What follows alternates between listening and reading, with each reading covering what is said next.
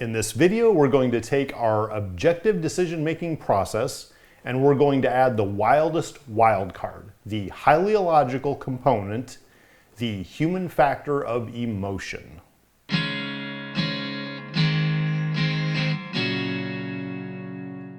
As we've been covering in the other videos, any decision-making process has multiple components. We start with the very black and white objective aspect of it, but then we may add factors like short and long-term views. We've talked about other factors like risk or like supply and how they affect the process.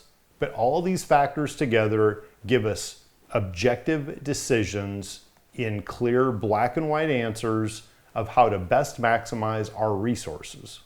If decision making is really that simple, then how come people struggle so much to make decisions? The reality is because we're not robots, we're humans. And as humans, we add this wild card to our decisions of emotions. There are a variety of reasons that can skew our decision-making process, but the most common reason we don't pick the most objective choice is we don't want to. Well, what does that really mean? It means that we have a preference not to do what our objective decision-making process tells us we should do. It can be a small preference like, I would rather have the Caesar salad than the house salad today, even though it costs 25 cents extra. Or it could be something a lot more significant, like today I decided that I no longer want to live where I live and I'm going to move and get a new job and change my life. In addition to this sliding scale of preferences, we have stronger feelings that you might call more desire or drive than even preference. For example, we may know that food costs money if we're at a restaurant, but if we're hungry, that desire for food is going to drive us to order food even though it costs money.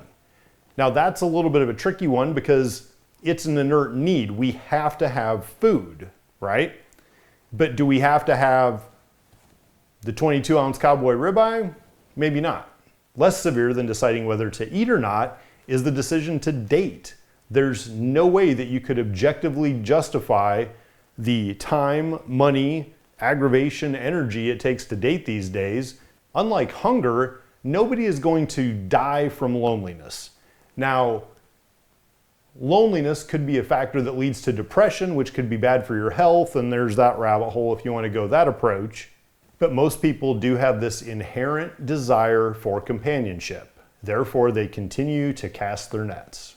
Fear is one of the biggest motivators, especially when the potential risk is so severe. A lot of us wear seat belts, and yes, sometimes it's because of the annoyance of the bell or the fear of getting a ticket, but the real purpose of a seat belt is to save your life.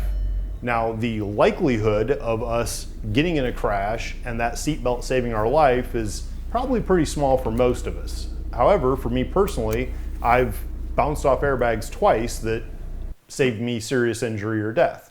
So in that case, fear is motivating us because we have such a severity in the potential risk, plus it takes very little time to click the seatbelt.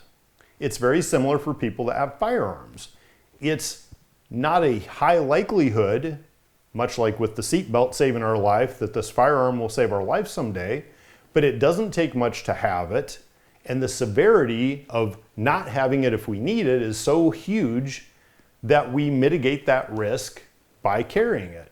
However, is it logical for someone to sleep with a nightlight on so that they know there's no monsters hiding under their bed? It's just a beast under your bed, in your closet, in your head. No, and hopefully as most of us age, we outgrow that stage, but there are these little things that we sometimes do that don't make sense, but they make us feel safer. Now for the monsters hiding under the bed, most would agree that's a fear component. For the seatbelt and for the firearms though, one could argue that's just a smart risk mitigation. So there's a little bit of blurriness when you start talking about fear and risk mitigation in these things. What about things like morality, ethics, integrity, belief systems? Those are not logical components, so that makes them emotional components. Objectively, the way to maximize our resources would be to lie, cheat, steal, whatever we can to get as most as we can. And unfortunately, there's a lot of people that live closer to that side than the other. There are logical reasons why you shouldn't do those things, like the risk of going to prison or fines or whatever it may be. But moral decisions are made in the shadows. Generally, when we choose the right thing to do, we're making an emotional decision, and usually it's kind of between us and us. Spirituality or belief systems is another one of these emotional components. Is it logical to spend time in church or give money to charities? No. The emotional component of a decision can be handled a couple different ways.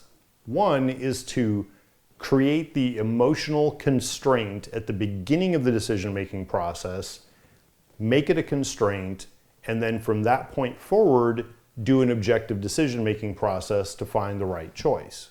10 years ago, when I made the decision to sell the GTO I had at the time, I set the initial emotional constraints that I wanted something newer and faster. And it was a 2004 GTO, it had 350 horse, and my previous 911 had been a 400 horse. So I said my constraints are that I want something at least 2005 or newer and more than 400 horsepower. Now I could have proposed that something newer will mean less chance of something breaking, less repair cost, warranty, all those kind of things. But the important thing when you're making these emotional decisions is to try to be very clear about when it's an emotional component and a logical component. Once I'd established my constraints, I started researching and I went out and test drove two cars that I was considering. A Cadillac CTS-V Coupe because it was very similar to the GTO that I'd enjoyed, and a Porsche 911 Turbo that was in the same price range because I'd enjoyed the previous one of those that I'd had. I went with the CTS-V for multiple reasons. For one, I could buy it brand new, and I had arranged where I could get it priced for just barely more than what a used one in the area was going for. That would then have full warranty. I could order it just the way I wanted. It had more room than the 911. The equivalent 911 in that price range would be quite a bit older with no warranty. It's going to be cheaper to get parts for the Cadillac than the Porsche. So I made the objective choice within the emotional constraints I established at the beginning. Then several years later, I ended up buying a 911 Turbo S anyway because, well, I wanted to. Another way to address the emotional component is to address it at the very end of the decision-making process and decide, is it worth what this cost is? So let's say that we're planning to upgrade from an aging car. And I look on researching for the most practical car, and if I look through this based on objective criteria like quality and value, and in my situation it's just me and the dog, so a compact car is all we really need. So if we look at this, that says that the 2024 Honda Civic is the best compact car for the money, which as a car guy, sounds like I'd hear the sound of it vacuuming out what's left of my soul over the sad lack of engine music.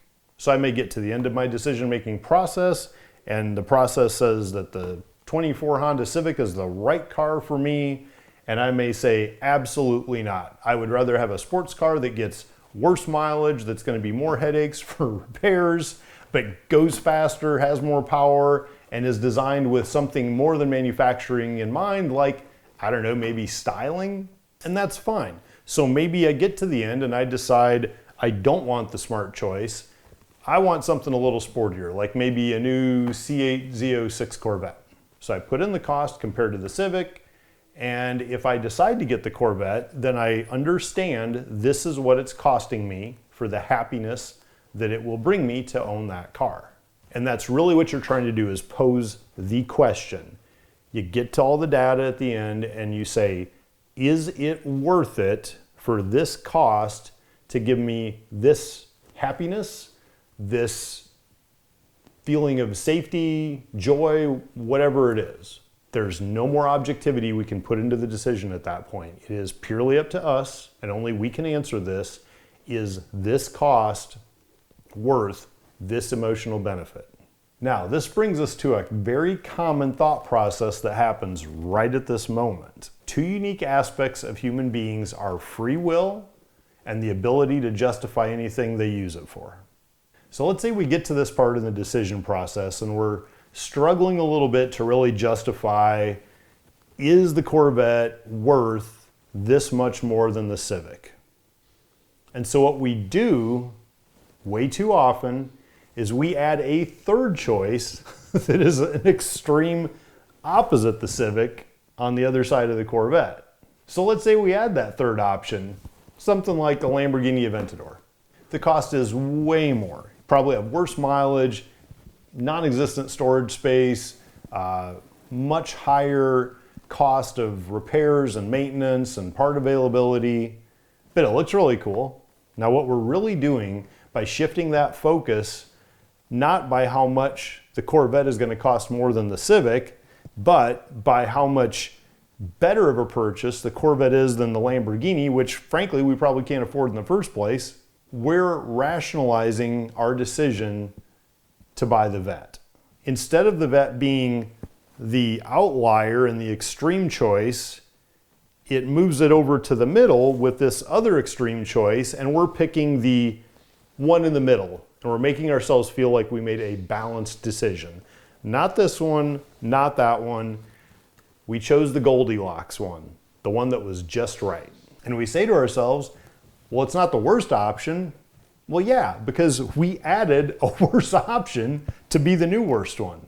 I am in no way saying that every decision should be made purely on objective choices, never with emotional components. If we did that, there'd be no dating, marriage, kids, families. It'd be the end of the human race. If people didn't make moral or ethical decisions, the world would be a really ugly place. And think of how boring it would be if we all drove Honda Civics. Even psychopaths, who we consider to be void of emotions, they don't always pick the objective choice. They spend unnecessary time manipulating other people just to pacify their own narcissism. Obviously, I am the last person to throw stones from my glass garage. All I'm suggesting is that it's important to understand the difference between the objective decision drivers and the emotional decision drivers. And you still follow a decision-making process the way we've been doing it. You just understand that when you add in that emotional component, you boil it down and you look and you're able to see what the real cost of that emotional benefit is. And that's what you're trying to do, is boil it all down and say, I get this emotional benefit for this cost. Doing these things doesn't prevent us from making emotional decisions. It simply allows us to do it smartly so that we go through the process, and at the end of it, we can go to that emotional choice if that's what we want, but we do it eyes wide open, and we know that for this emotional benefit, this is the cost. We're not going to fall into that trap of regret later from making a spur-of-the-moment poor decision. It also allows us to have more of the things that make us happy while still maximizing use of the resources that we have. If you haven't done so, please click the link below to subscribe to the channel, click the little bell for notifications when new videos come out, check out the YCC store for any merch you might like, and let's use casual sense.